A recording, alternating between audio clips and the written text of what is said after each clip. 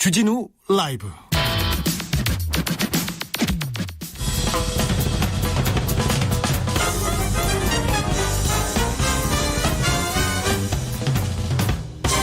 훅 인터뷰. 모두를 위한, 모두를 향한 모두의 궁금증 훅 인터뷰. 국회 새해를 맞았습니다.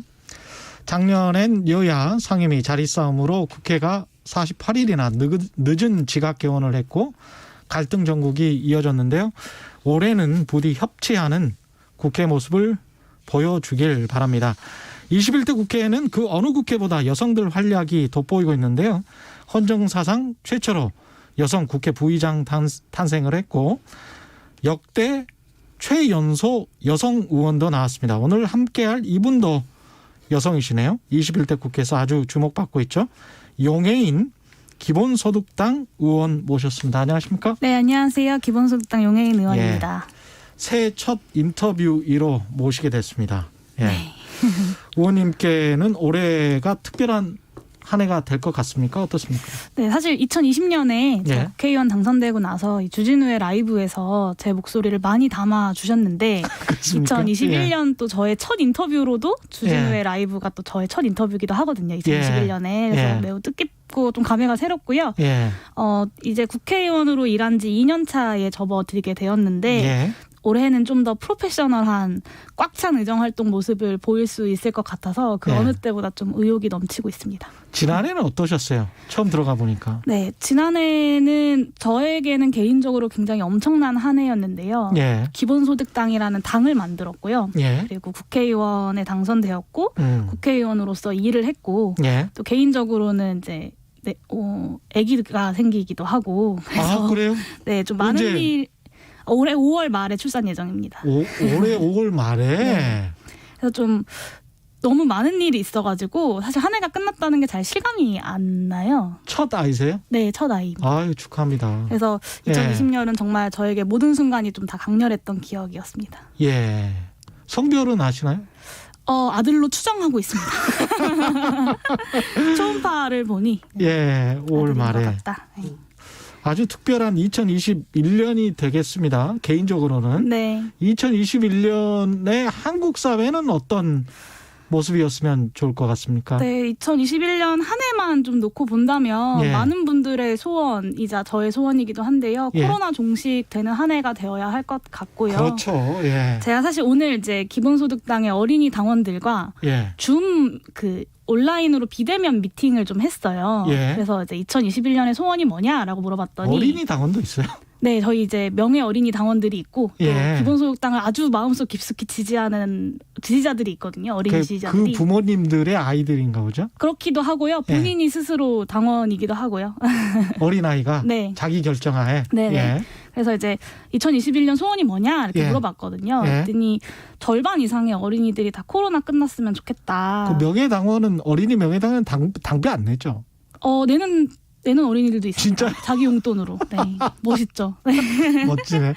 예. 네, 그래서 좀 코로나 종식을 준비하면서도 코로나 이후에 좀 많은 것이 바뀌고 있고 바뀌어버린 대한민국이 어떤 과제를 준비해야 하는지를 예. 좀 이제 그 준비를 좀 시작해야 될 한 해이지 않나라는 생각이 좀 듭니다. 그 5월 말에 지금 아이를 낳는다고 하시니까 출산휴가, 육아휴직제도 네, 국회 사무처는 아마 굉장히 잘 돼 있을 겁니다. 네네. 한국에서 제일 잘 돼 있는 걸로 제가 알고 있는데 국회의원은 어떻습니까? 의원은 선출직이기 때문에 예. 육아휴직은 따로는 없고요. 예. 저도 고민 중이에요. 이 선출직이라는 자리가 가지는 또 무게도 있고. 그렇죠. 다만 이제 이 나이대 30대 어떤 여성으로서 예.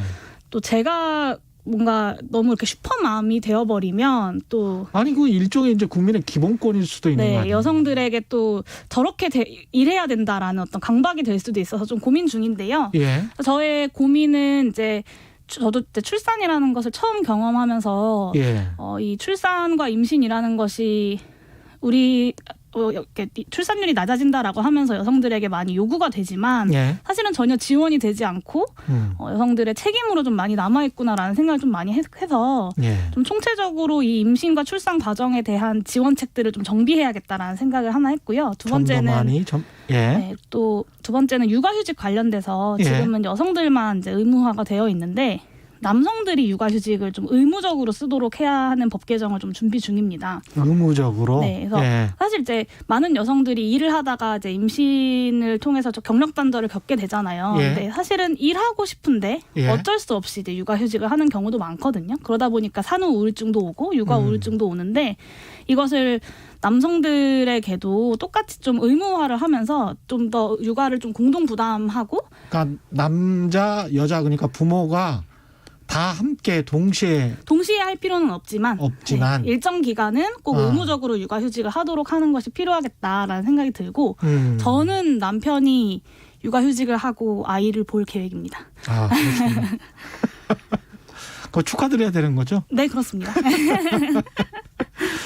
초선 의원으로서 이 지난 1년간 국회 겪어보시니까 좀 이렇게 좀 바뀌었으면 좋겠다 하는 부분들은 어떤 게 있을까요? 네, 저는 제가 이렇게 마음 급한 사람인지 잘 몰랐는데요. 예. 국회 시간이 생각보다 굉장히 천천히 가더라고요. 저는 막 마음이 급해서 뭐 방역 이것도 하고 싶고 저것도 하고 네, 싶고 경제 뭐 예. 방역 경제 뭐 긴급재난지원금 중대재해기업처벌법 탄소세 탄소배당 기본소득 이런 거 막 논의하고 싶은데 이 속도가 사실은 좀 굉장히 느리고 그리고 이제 정쟁을 하다 보면 예. 다 우선순위가 뒤로 밀려버리더라고요. 예. 그래서 좀 정쟁에 소모할 시간이 없는데 마음이 좀 조급해지는 걸 느껴가지고 2021년에는 좀 정쟁은 그만두고 예. 정책과 대안을 가지고 논의하면 좋겠다라는 어떻게 보면 좀 뻔한 이야기지만 예. 너무나 당연한 이야기와 당부를 좀 동료 의원님들께 드리고 싶습니다. 지금 우선순위 말씀하셨는데 결국은 2021년부터 해서 앞으로 남은 국회 일정 동안 어떤 것들을 우선순위로 어떤 정책들을 해 나갔어야 됐는데 못했다. 이런 순위들이 있을 거 아니에요. 네. 가장 먼저 꼽는 게 뭡니까? 저는 일단은 코로나 대책들이 뭐 우리가 많이 했지만 2020년 국회에서도 많이 논의했지만 2021년 국회에서도 좀 최우선 과제일 수밖에 없다는 생각은 좀 들고요. 예. 2020년 초에 처음에 코로나가 1년 전에 등장했을 때는 사실 이게 조금만 버티면 올해 안은 끝나겠지. 그럴 줄 조금만 알았어요. 버티면 예. 된다 이렇게 생각했기 때문에 그럴 줄 알았어. 네, 예. 좀 많은 국민들이 또 자발적으로 사회적 거리두기를 하기도 하고 소상공인들도 그렇게 버텨왔던 건데 지금은 사실 그런 전망이 좀 어렵잖아요. 백신이 보급되기 시작하긴 했지만 뭐 빨라도 올해 가을 정도는 돼야 종식될 거라고 이야기하는데 소상공인들뿐만 아니라 그 소상공인 가게에서 일하던 노동자들 그리고 뭐 취업 준비를 하고 있다가 지금 경제 상황이 얼어붙으면서 아예 취업 시장 자체가 열리지 않는 취업 준비생들 그리고 그들의 부모님들 등등등 사실 너나 할 것 없이 좀 어렵고 절망하고 있는 상황이다라는 생각이 좀 들고요. 예. 오늘 이제 더불어민주당의 이낙연 대표님이 확장적 재정 정책은 불가피하다. 그리고 추경 편성도 고려할 수 있고 전국민 재난지원금도 고려할 수 있다라고 말씀하셨는데 아, 그랬군요. 네, 예. 이게 제가 사실은 지난 12월 2일에 예산안 심사하면서 반대 토론을 했던 이유였어요. 왜냐하면 예. 코로나가 점점 더 심각해질 것이 뻔히 예상되는 상황에서 예. 이 예산을 급하니까 시한에 맞춰서 일단 통과시키고 1월부터 추경을 논의한다면 저는 사실 되게 부끄러울 것 같았거든요. 국회의원으로서. 그래서 더 과감하게 좀 이 시한에 목매이지 말고 좀 우리가 과감하게 예산안을 편성하자. 코로나 대응 예산을 이렇게 좀 제안을 했었는데 좀 늦었지만 그럼에도 불구하고 이번에 이낙연 대표님이 이렇게 말씀하시는 건 저는 되게 고무적인 일이라고 생각하고요. 예. 좀 일일 확진자가 1,000명을 넘나들고 있는데 국민들의 경제적 부담이라도 좀 덜어줄 수 있는 대책들이 좀 빠르게 논의되어야 할 것 같습니다. 이낙연 대표 이야기를 하셔서 이낙연 대표가 그 전 대통령 이명박 박근혜 전 대통령 사면 이야기를 꺼냈단 말이죠. 이거는 어떻게 생각하십니까? 저는 말도 안 되는 소리라고 생각하고 많은 국민분들이 뭐 비슷하게 생각하실 거라고 생각해요. 이게 사실은 용서, 뭐 사면이라는 것도 뭐 용서 받을 사람이 이제 충분히 반성도 하고 용서를 구해야 용서도 해볼까 말까를 고민하는 것이지. 이게 사실 용서해야 될 사람은 국민들이고 그 국정농단의 피해자는 국민일 수밖에 없는데. 용서를 정작 구해야 할 사람들은 용서를 구하지도 않는데 사면을 논의한다는 저는 너무 멀리 나간 것 같다는 생각이 좀 들고요. 우리나라 역사가 유심히 보면요. 당하고 난 다음에 제발 빨리 사과해 주세요. 네. 일제한테도 그랬고 군부 독재 정권에게도 전두환에게도 제발 빨리 사과해 주세요. 막 이랬잖아요. 네. 5.18 유족들도 그렇고. 그게 이미 당한 사람들, 피해자들, 약자들이 사과해 주세요라고 말하는 게 참 어떻게 보면 굉장히 모욕을 당하는 맞습니다. 듯한 네. 예, 그런 생각도 들더라고요. 예. 그런데 법적으로 이제 사과할 마음이 없는데 법적으로 사면을 하다 보니 예. 사실 전두환 대통령 같은 경우는 아직도 제대로 반성하지 않고 사과하지 않고 진실을 밝히지 않고 있잖아요. 최근에 예. 재판에 가면서도 이렇게 시민들을 향해서 호통을 치는 모습을 보이기도 했었는데 예. 저는 그런 역사를 또 반복하지 않으려면 이명박 박근혜 두 전 대통령에 대한 사면 문제 역시 좀 신중하게 다뤄져야 된다고 봅니다. 아까 그 송재 기자하고 낙태죄 이야기했었거든요. 네. 12월 31일로 폐지는 됐는데 보완해야 될 게 굉장히 많은 것 같더라고요. 네. 예. 일단은 이제 헌법재판소가 정했던 12월 31일 폐지 시한 내에 좀 대안 입법이 이루어졌으면 좋았을 텐데요. 예. 근데 그러지 못한 점은 좀 아쉽지만 일단은 낙태죄가 폐지된 것만으로도 좀 의미 있는 진전이었다고는 생각하고요. 이게 사실 낙태죄가 이미 크게 의미 없는 조항이었거든요. 그리고 정부의 출산 기조에 따라서 어느 때는 처벌하고 어느 때는 처벌 안 하고 이렇게 좀 귀에 걸면 귀걸이, 코에 걸면 코걸이로 좀 운영되어 왔는데 예. 근데 이제 다만 낙태를 경험한 여성들에게 낙인을 찍고 죄의식을 강요하는 역할은 좀 충분히 해온 것 같습니다. 그래서 이런 낙태죄 조항이 없어진 것은 큰 의미인 것 같고요. 낙태죄 폐지는 앞으로 무한대로 낙태를 하겠다라는 뜻은 아니라고 저는 생각하거든요. 근데 다만 저도 임신을 해보니까 임신이라는 것이 정말 앞으로의 삶의 계획과 지금의 삶의 양식과 뭐 먹는 거 자는 것까지 모든 삶을 송두리째 바꾸는 일인데 그렇죠. 이런 일에 대해서 여성들이 충분히 숙고하고 결정할 수 있도록 할 수 있도록 해야 된다라는 뜻이 낙태죄 폐지라고 생각하고요. 예. 앞으로의 과제는 이런 여성들이 충분히 자신의 어떤 인생과 몸에 대해서 숙고하고 결정할 수 있도록 국가가 그런 과정들을 잘 설계하면서도 안전한 인공 임신 중지 수술을 받을 수 있도록 제도를 설계하는 것이 앞으로의 좀 과제일 것 같습니다. 이 기본소득당도 서울시장 출사표를 던졌습니다. 신재 상임대표가 지금 예비 후보 등록했죠? 네, 등록했습니다. 주요 공약이 뭡니까? 네, 크게 이제 부동산, 기본소득, 성평등, 그리고 녹색, 돌봄과 노동, 데이터 이런 큰 분야의 그 정책들을 좀 준비하고 있는데요. 예. 이게 사실 많은 정치인들이 서울시장에 출사표를 던지고 있는데 예.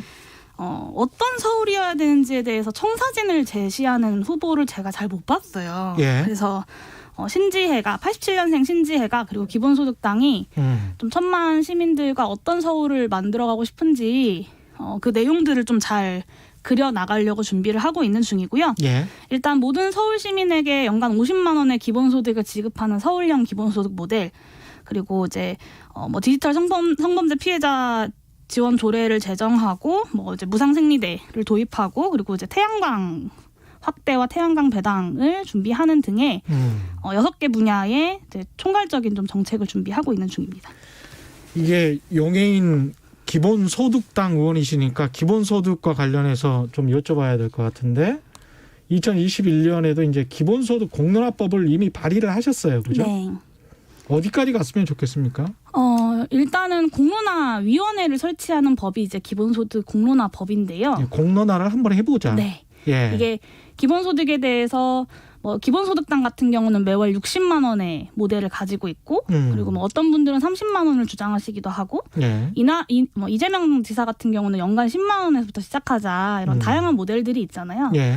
21대 국회에서 예전에 비해서 기본소득에 대한 논의가 많이 확장된 것도 맞지만 이렇게 각자의 모델만 주장하다가는 제대로 된 논의가 시작조차 못될 가능성이 크다라고 예. 생각해서 이게 단순히 그냥 사람들 먹고 살기 어려우니까 돈 주자라는 정책이 아닌 만큼 전 국민 차원의 좀 수기가 필요하다라고 좀 생각을 했고요. 그래서 기본소득이 언제부터 가능할지, 뭐 얼마부터 시작할지, 재원은 어떻게 마련할지, 뭐 언제 얼마부터 시작할지, 뭐 이런 것들에 대해서 우리가 좀 수기하는 과정을 거치자라는 것이고 예전에 이제 신고리 오류코기 예. 관련돼서 공론화위원회를 했던 것들 경험들이 있잖아요. 그런 그런 것처럼. 경험들을 좀 보완해서 한 1년 정도 전 국민이 숙고하고 숙의하는 토론회 과정을 거치고 예. 2022년 대통령 당선인이 이 공론화 결과에 대해서 좀 책임지고 책임 있게 수행을 하는 그런 구상이고요.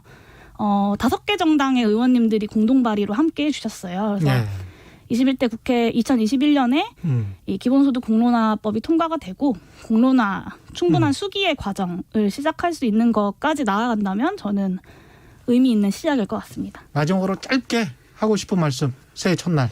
네, 모두에게 조건 없이 그리고 정기적으로 주어지는 기본소득은 단순히 우리가 먹고 살기 어려우니까 불쌍한 사람들 돈 주자라는 것이 아니라 예. 이 일자리가 사라지는 시대 그리고 코로나로 인해서 일하기 어려운 시대에 우리가 국민의 최소한의 삶을 어떻게 보장할 것인가에 대한 새로운 사회계약 수준의 논의라고 생각합니다.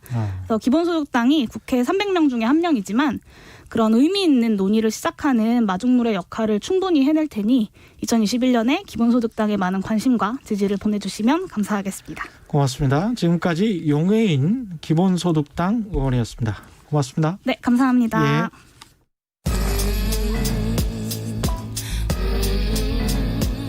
나비처럼 날아